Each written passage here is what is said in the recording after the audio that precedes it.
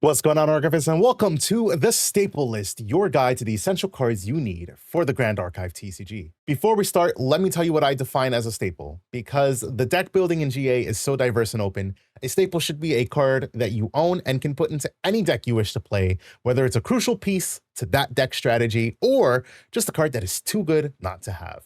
Today, we're going to be going over Wind, which is, I didn't realize, one of the more expensive elements to play, funny enough.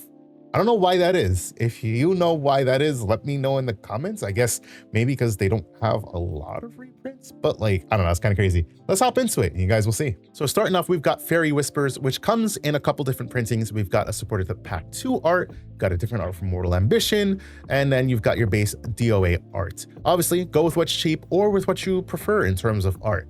But Fairy Whispers is a one-cost fast action glimpse 3, which means you look at that many cards, choose to top or bottom deck them in any order, and then you reveal the top card of your deck. If it is Wind, you put it into your hand. This is good for basically any Wind deck, because if you're playing Wind, you're generally playing a lot of Wind cards, which means you will, I would say 8 times out of 10, get to draw a card.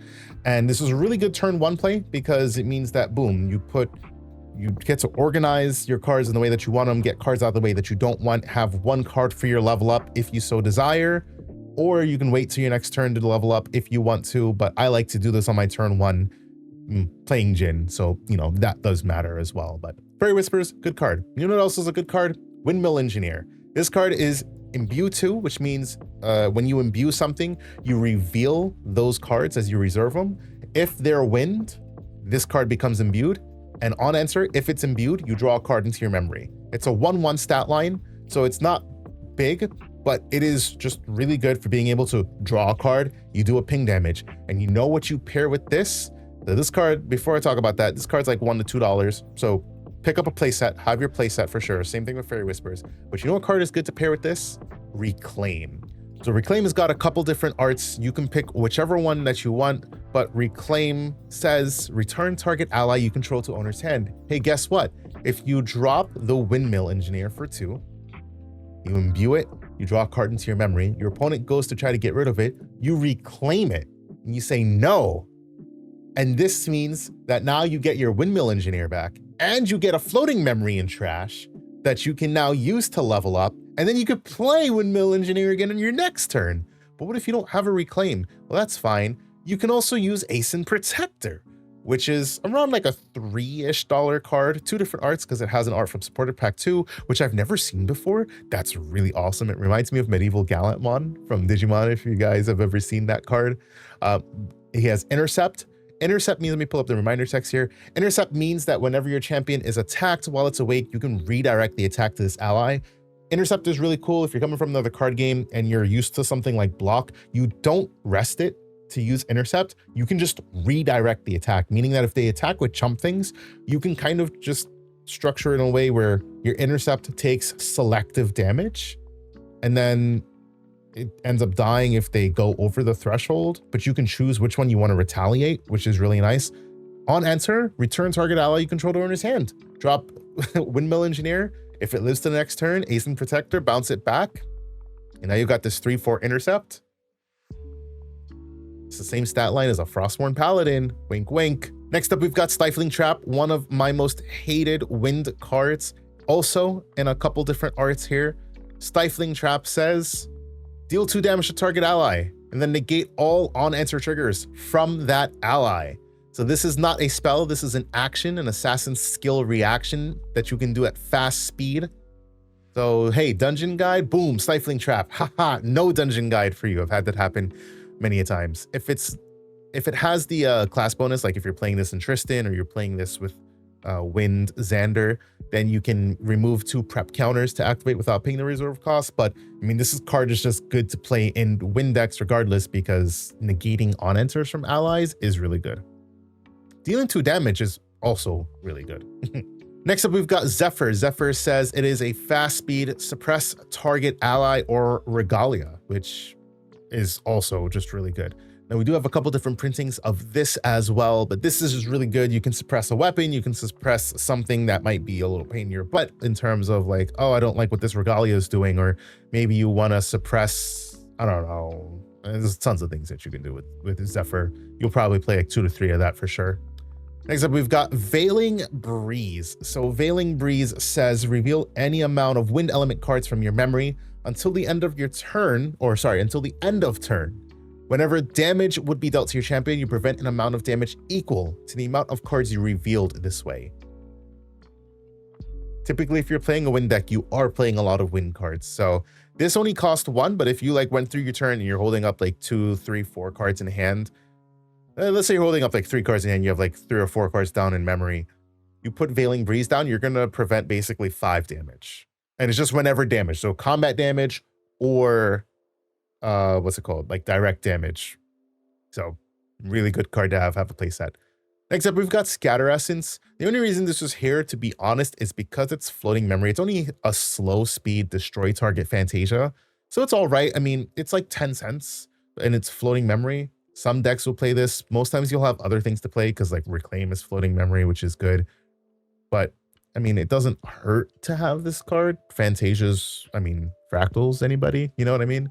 Because going along with this card, we also have Verdigris Decree, which is basically the wind version of Vermilion and Cerulean Decree. This is Imbue 3. If it's imbued, you get to choose 2 effects instead of 1. You can suppress a target ally. Up to 1 target ally gets +2 power until end of turn, or you can destroy 1 target Fantasia. So there is a world where wind decks would play more of this card. Generally, they don't right now because it's not that the effects are lackluster, but you probably don't care for these effects as much as you care for other wind cards. But you should probably just have like 2, 3, or even if you want to pick up a playset of this card, just have it because wind card, good to have. Next up, we've got Dream Fairy. Now, Dream Fairy has a couple different printings because all in DOA, but they basically all come out to like 12, 13 bucks. Dream Fairy has stealth, and on enter, you return target ally you don't control to owner's memory, and then opponents can't activate cards with that ally's name as long as you control Dream Fairy. So this is really good to just be a pain in the butt because unless your opponent has a True Sight unit or they have some sort of like cleave or even obviously like direct damage, they can't get rid of Dream Fairy. So this can really stick on board and harass your opponent the entire game and also prevent them from playing, you know, whatever card you return to their memory. Stalwart Shieldmate, that means no taunts for you. Or in my case, I was banishing, what's that card called? Swift Recruits, because I was playing against Jin. So good card. Would I tell you to pick up 4 of this? I mean, it's definitely good to have. I would probably play 2 to 3. Like if you're trying to play on a budget, you don't need to pick up, I'd say start with 2, and then you could build out from there if you decide that you want more. Next up, we've got Ensnaring Fumes. And yeah, this card is pretty heftily priced, but for good reason. For 5 cost, return all allies to their owner's hand and its floating memory activated at fast speed. And because it's an assassin skill, if you're playing, whether it's Xander or you're playing Tristan, you can remove 3 preparation counters from your champion rather than pay for this card's reserve cost, which means you get to bounce all allies back to owner's hand. And let's say you do that with like 3 or 4 allies on your side of the field. I mean, you get 3 to 4 cards back in hand and then you can attack some more. I basically had somebody Ensnaring Fumes me for game. I made it through all their attacks and then they removed 3 prep counters, did the free Ensnaring Fumes, and then bounced back like 3 allies and then played the ally to attack. So card is good. How many of this would I tell you to have? Not a lot, especially because of the price. I mean, $9 is a lot for this. I would say have 2. I think 2 is a pretty decent amount. I'd say sometimes you're probably just going to side, like you'd have this card inside. But like 20 bucks for it, 18 bucks for 2 copies. That's what I would do. The last card we have is Beseech the Winds. Now, this card, obviously, it is, I mean, 30 bucks ain't easy to swallow. So let me talk about this card before I explain how many of this card you should have. This card says, for 3 cost, materialize a card from your material deck. You still pay for its cost. It is activated at slow speed. It is a spell, so it can be a null spelled. It's 30 bucks. Would I tell you to pick this card up right now? No.